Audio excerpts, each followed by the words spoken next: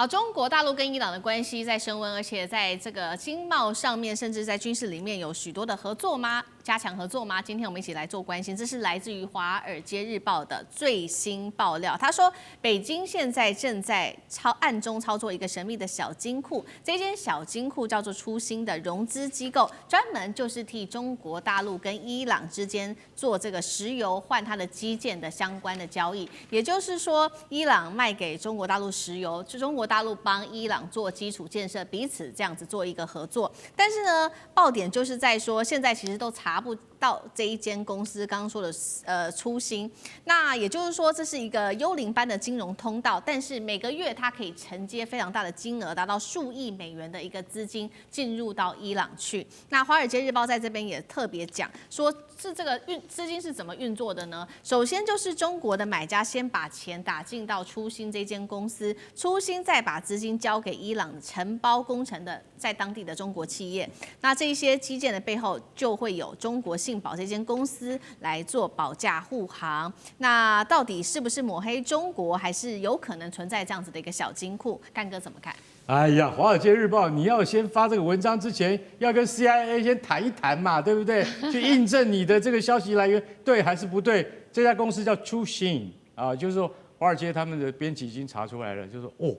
每个月会存入不是数千美元，是数亿美元到初心的他的国际账户里面，再由这个账户再转给伊朗的相关单位，都不是由政府出面啊，都不是由。听清楚，这些绝对不能由政府来出面，就好像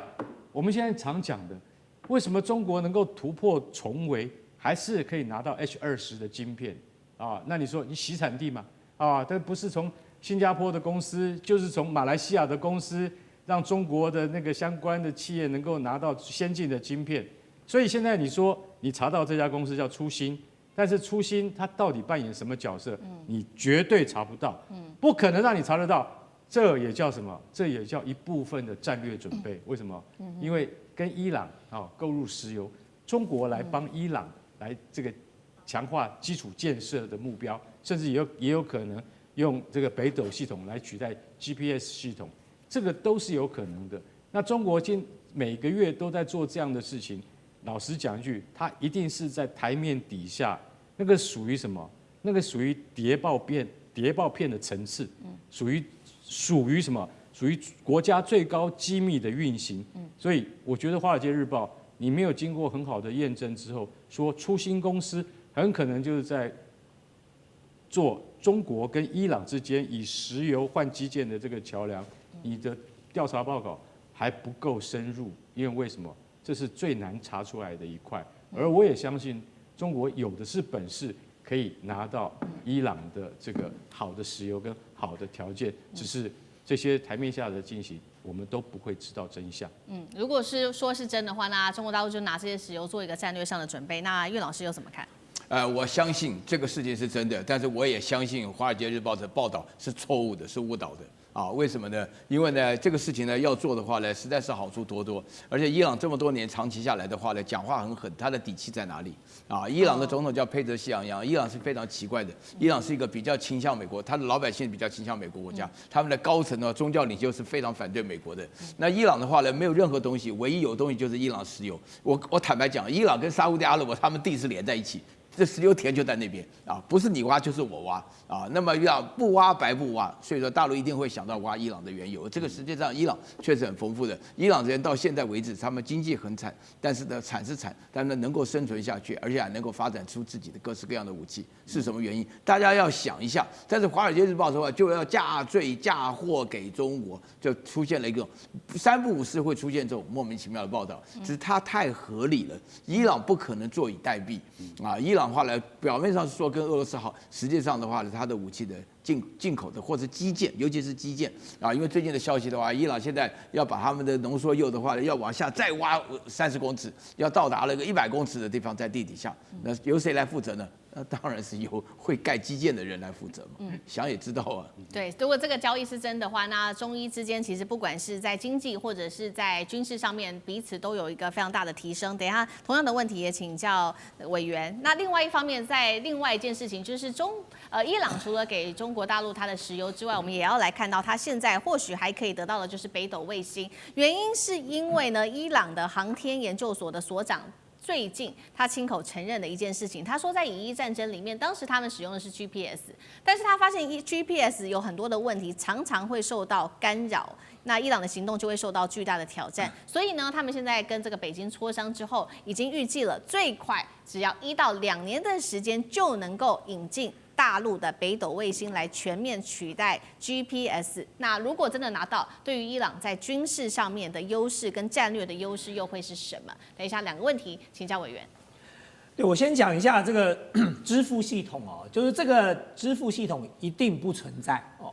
那么大家可以想当然尔，如果没有这件事，它不存在；如果有这件事，它也不会存在。那它如果存在了，就让你西方国家找到了把柄啊。所以这个支付系统是你。完全就像哈利波特里，就是你看不见的魔法部在那里哦，他就在做一个顺畅的运作。那当然，我看了一下这个相关的资讯，它的这个运作是相当丝滑无痕的哦，就是也相当的合理。我想刚才干哥跟韵老师都提到了嘛，伊朗不可能坐以待毙啊，他总要把他东西卖出去。那对中国大陆来说，我为什么要管你美国的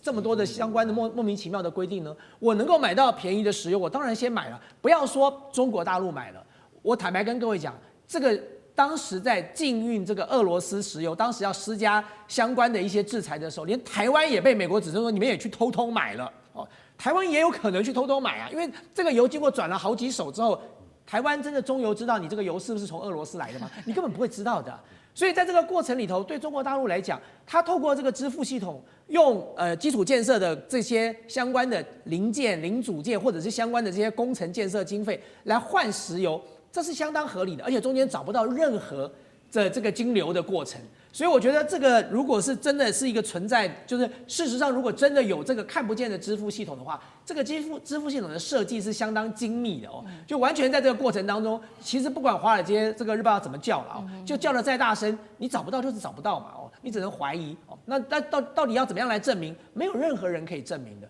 但是我认为，其实这对中国大陆来说当然是一个好的状况。我能够买到便宜的石油，我能够结交一个新的盟友哦，那么我能够增加我的全球影响力，对他来说是何乐而不为呢？那你更不要讲说他最近这个伊朗向中国大陆求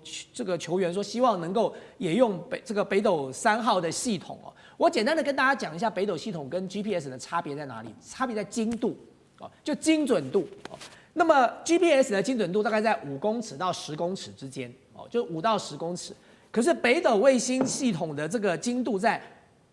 至少是5公尺，那么在很多地方它的精度可以到2公尺到3公尺，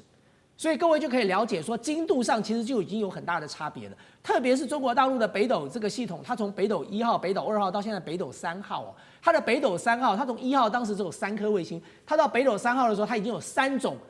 30颗卫星在地球上空了，包含20颗。地球的中原轨道的卫星，包含3颗地球的同步轨道卫星，包含3颗地球的静止轨道卫星，它总共有30颗卫星在太空中所以当然北斗3号的卫星系统，它在定位上，目前为止看起来是远远超过 GPS 的。那这也不意外，这对于伊朗来说，如果你是伊朗哦，你看到美国是怎么修理你的，你看到西方国家是怎么修理你的，你还会相信西方的 GPS 技术吗？你难道不会怕说你仰赖它的 GPS 技术，到真的要打仗的时候，忽然你的 GPS 技术失灵了吗？所以我觉得不只是像 GPS 像这种定位系统之外，包含像未来我们可以看得到的，就是美国不喜欢的国家，或者可能被美国不喜欢的国家，未来都会尽一切的可能去把它国内所有对美国跟西方国家依赖的科技也好、军事装备也好，全面的做置换。而中国大陆当然是一个他们最好的选择啊。